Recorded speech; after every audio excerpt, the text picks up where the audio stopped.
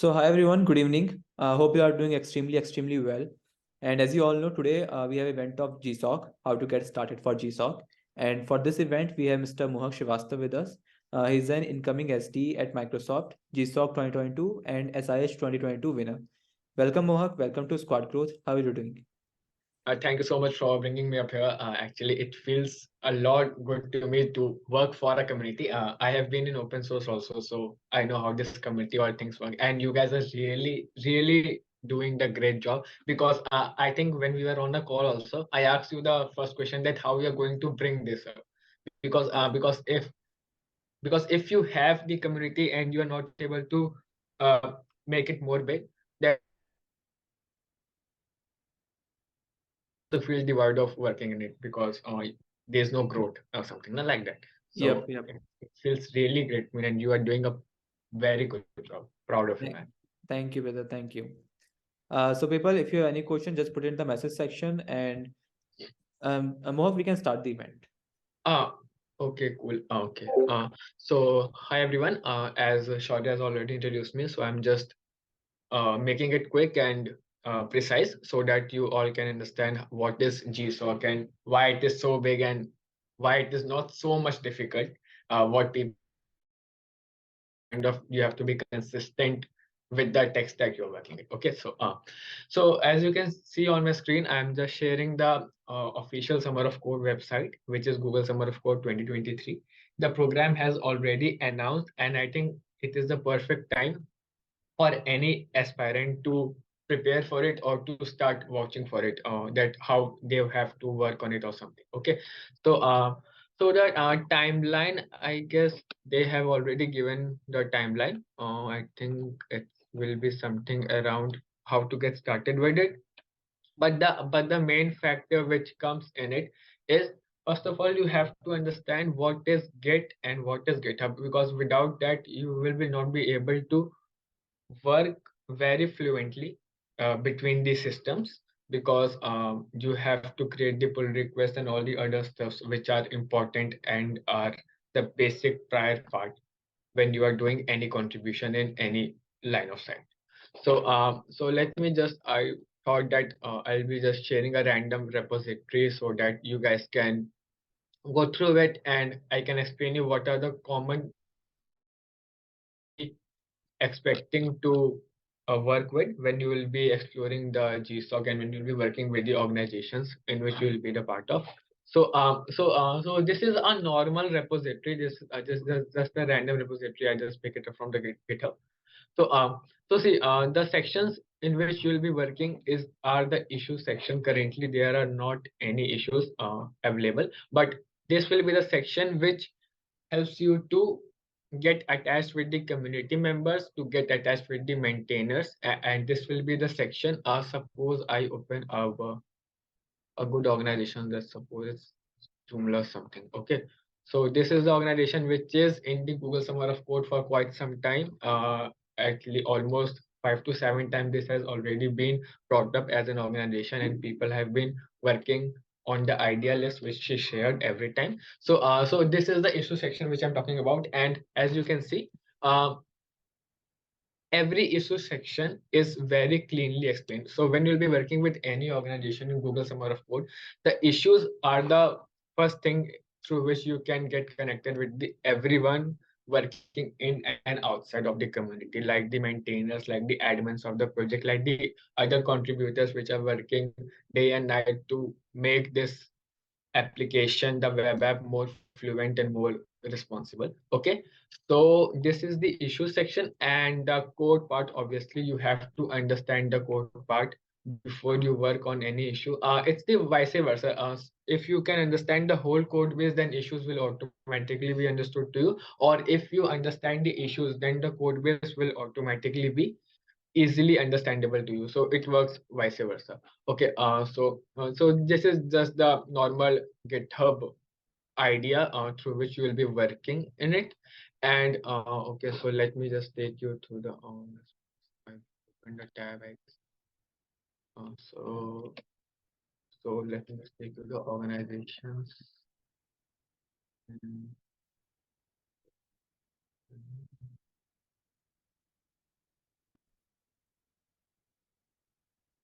So the organizations which were listed last year and the organization in which I worked on will also be shown to you. So these are all the organizations which were the past of 2022 program, and if and you have whatever tech stack you want to work on, you will definitely find a organization which fits for you.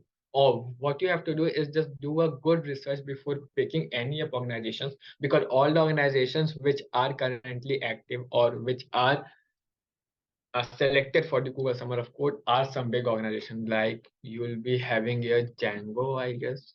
Django was the organization last year. See, Django, the Python software in which you most of the guys will be working. It's already in the Google Summer of Code that people are fixing this web framework in which you are working every day on and off. So this is the repository. So what I want to say is just select the tech stack or a backend language in which you are comfortable with, and pick the organization which suits you the most. And okay, so suppose you pick any organization. Suppose I call it for job. Suppose you pick the job thing. Okay, so how you are going to get connected with the uh mailing list and other steps which I want to explain to you. So every organization, almost every organization has the section called the mailing list of forum. This is the organization and this chat section. These two are the most important thing through which you can get connected to the community without contributing. Or it's like the issues which are going on, and you want to connect with the issues and you want to work on that issue, but you didn't get the idea what this issue is explaining. So you can ask in the mailing list of forum. I think I've already joined it because I was the mentee in this organization. Let me check if this mailing list is currently active or not, because I guess okay, so it's active, and you can see down below there will be a Google Summer of Code link. Okay, I guess they have just removed it. They have already released a new version, so the tags, what in the tags? See, every year, whatever the ideal is they have, whatever the theories on which they want to work on, they always give you this mailing list where you can work on any ideal list you want and you can explore the ideas. Right now the organizations are currently going to give their application so that they can get attached with the Google 2023 program. So what you guys have to do basically, of course it's called the past programs. Okay, so when you will be exploring the past programs, you will be getting the all the almost 5 to 10 years of the background of Google Summer of Code organization. What you have to do is, suppose you select the organization in any year, you just have to see that is this organization or any organization related to is consistent in the last 2 or 3 years. Because if they are consistent, then it's most likely that they go or will be going to select it this year also.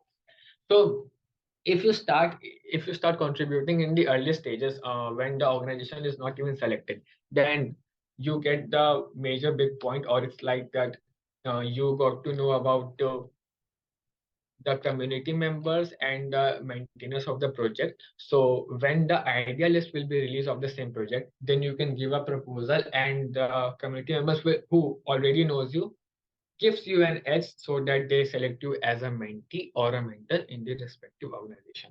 It works for both, for the mentee or the mentors, but don't directly go to the mentors because that becomes a little bit of a tough task.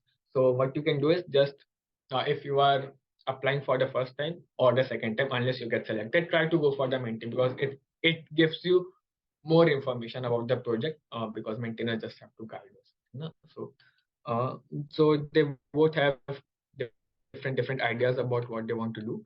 So what you can do is just go through all these years, find the repository for you for the respective tech stack you want to work in, and don't ever just choose one organization. Try to stick with 2 3 organizations. I know it's very tough, you have to give a lot of time, but at least stay updated with 2 or 3 organizations, because many times it happens that organization which is listed for 2 or 3 times get devoid of its ability, and they don't select it for the upcoming 2 or 3 years, and it gets selected again. So because it happens with me, last year when I applied.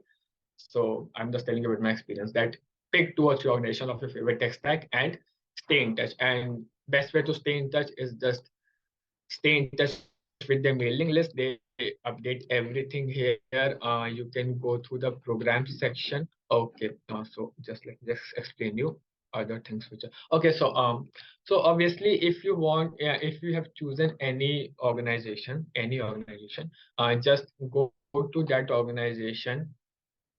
Uh, of course, you have to first get to work with the type of things which they are building. So you have to understand it. They always the website is available. You just have to click on the website and understand what they are doing, and you are in the mood of getting touch with it or not. Or suppose you are understanding or it or not. Okay. Okay. Okay. Let's just suppose that you have chosen an organization, and now you are going to just see the idea list where you want to work with. Okay, so suppose I've just chosen a random repository called the free time. Okay, so when this organization will be selected, the idea list will be available in their respective organization page. So you can see the idea list. What is an idea list? Idea list is the tons of project, 6 or 7 they choose almost every time. So 6 or 7 projects on which this organization wants someone to work with. They have already chosen the mentor. After choosing the mentor of the respective idealist, they go for the mentee selection. And here your part comes in if you are applying for the first time or the second time, unless you get selected as a mentee. So what you have to do is you just have to drag down and all the important idealists they will be giving you, along with the difficulty, along with the requirements they want, along with the mentors they have selected for the project. And you can connect with the mentors at the same time. Here I think it depends on the organization page, because some organization directly gives you the LinkedIn ID of the mentors, and some just make it a simple HTML page like it seems. They don't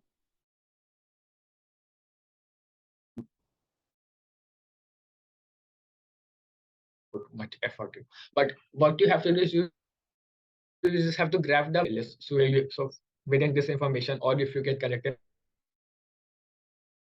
with their mailing list, you can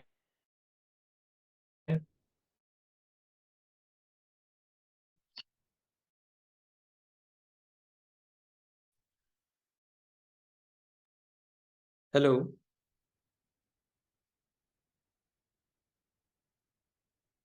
Hello.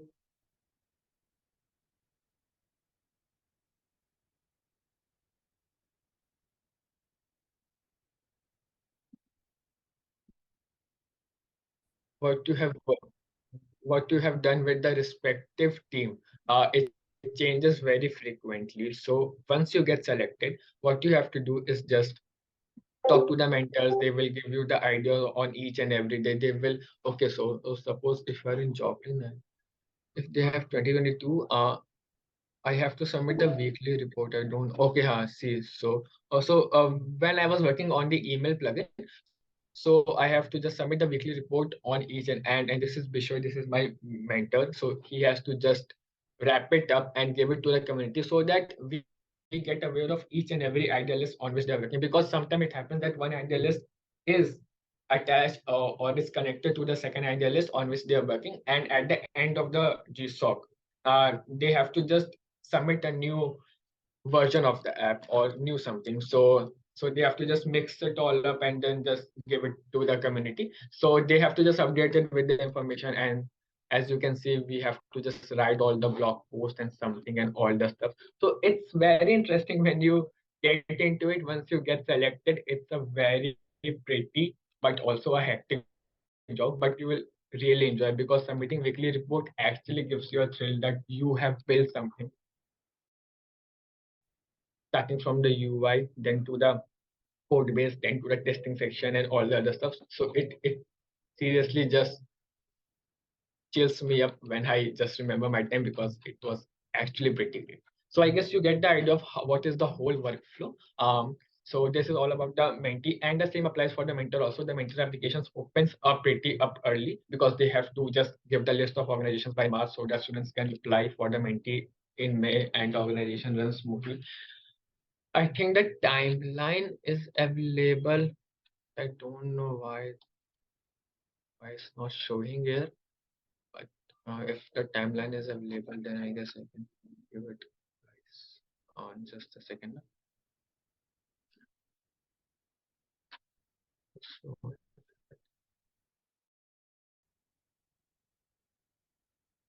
okay, so the applications for you will be open from March 20 to April 4, in which before that you have to select the organizations. You have to get welcoming in the community. It's like that you have an edge. Suppose you are already present in the community, so obviously the maintainers of the project doesn't have to submit you the code, doesn't have to explain you everything because you know so much about the code in the starting only. So if you get stayed in the community in the starting before you apply for the post or something, so it's just very great that if you get uh, edge, if you get connected with the community before that or they get to know. So I think okay, 2020 present timeline is here. Effect. See, from January 23, all the mentoring organizations will start submitting their applications.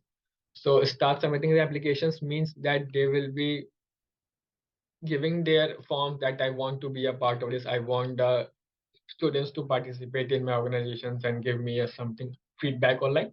And and yeah, almost on Feb 22, you will get the list of all the organizations which have published. So all the mentors, their times just tick starts from here. That from February 22 to March 19, they will have to see that for how much idealist they are going to get the potential mentors. There is a different full process for selecting a mentor, which happens much before you start applying for the mentee. Okay, so so once they have accepted the applications, once they have uh, got the time, and then the potential contributors, or basically your time starts from March 20, where you can submit the proposal for any organization you want to through the process. This is a very important thing.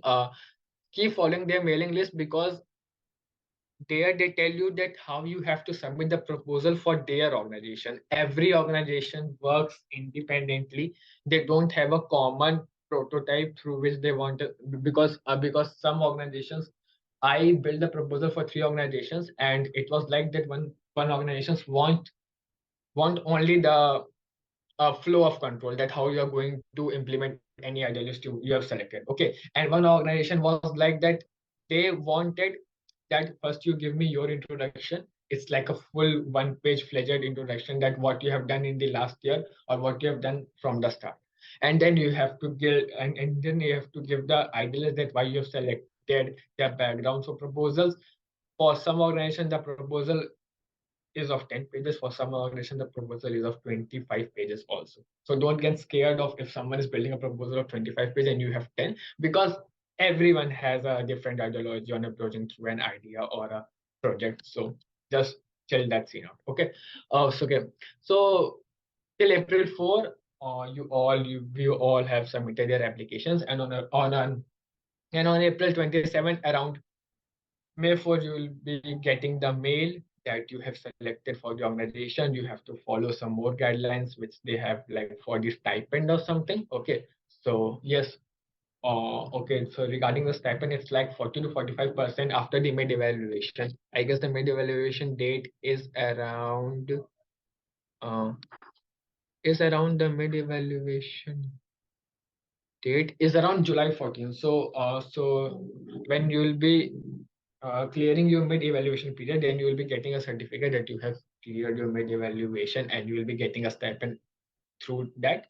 And at the end of the contribution period, you will be getting the whatever is 40 or 50% left, and It totally depends on if you're working in India, the stipend is a little less. I don't know why.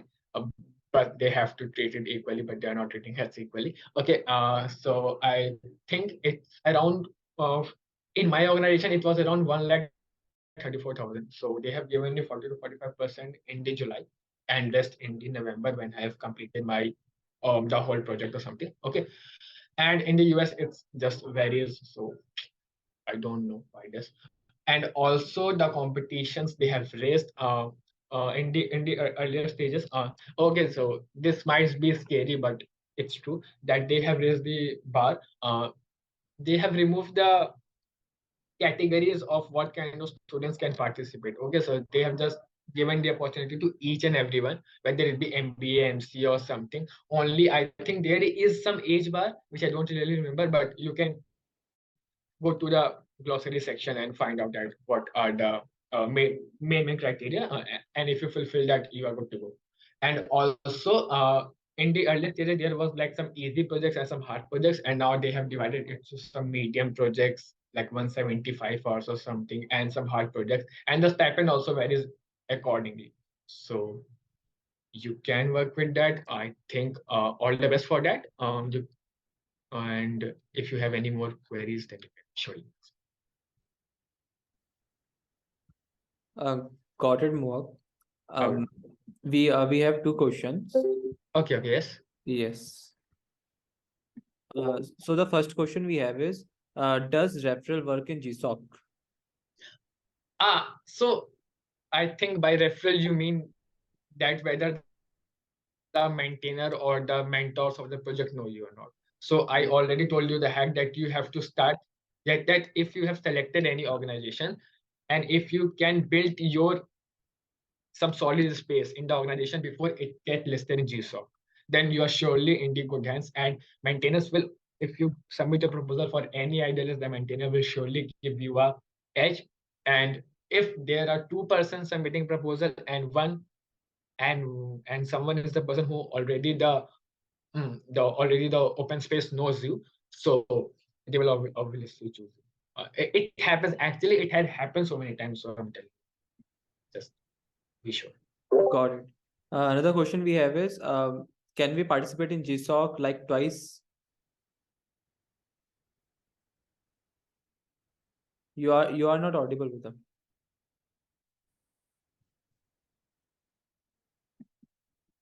Yes, you can participate in GEOS in fact. Hello, am I audible? Yes, now you are audible.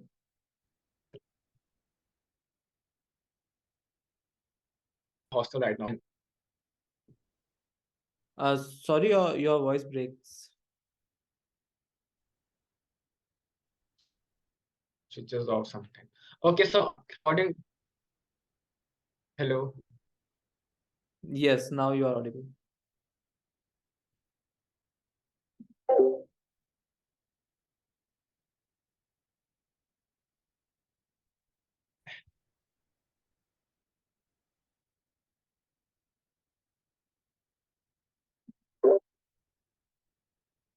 I guess the network connection is weak. That's why we can't hear you. Hello, just a second now. Yep. Okay, so now I'm audible now. Yes, now you are audible. Okay, okay. So as I was saying that if you get selected for a mentee in some particular year, then try to apply for a mentor in the next year because the already knows you. So they can consider you as a potential mentor and you can apply for GSOC infinite number of times. Got There it. is no such path. And the last question we have is, can we become the mentor even if we never participated in GSOC?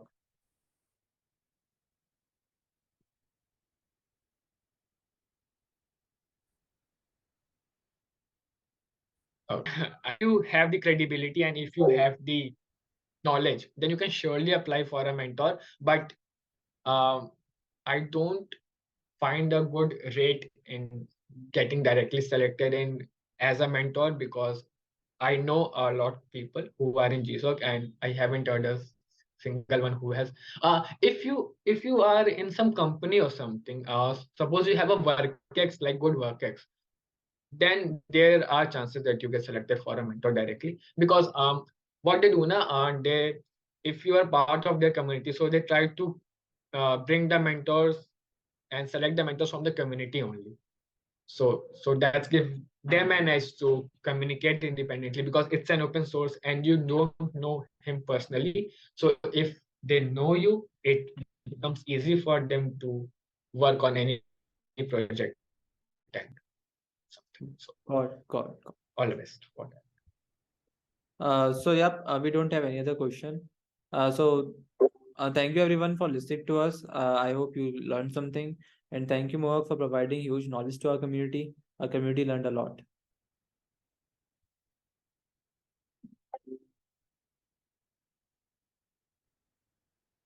Hello.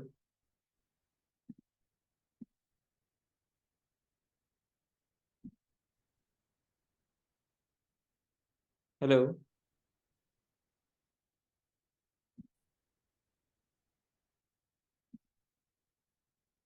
Say hello, Shaurya. Yep. Yes, you were saying something. Yep. So I was saying, I was like wrapping up the event. So Okay. I was just thanking you, you provided huge knowledge to our community. So thank you very much. You're welcome.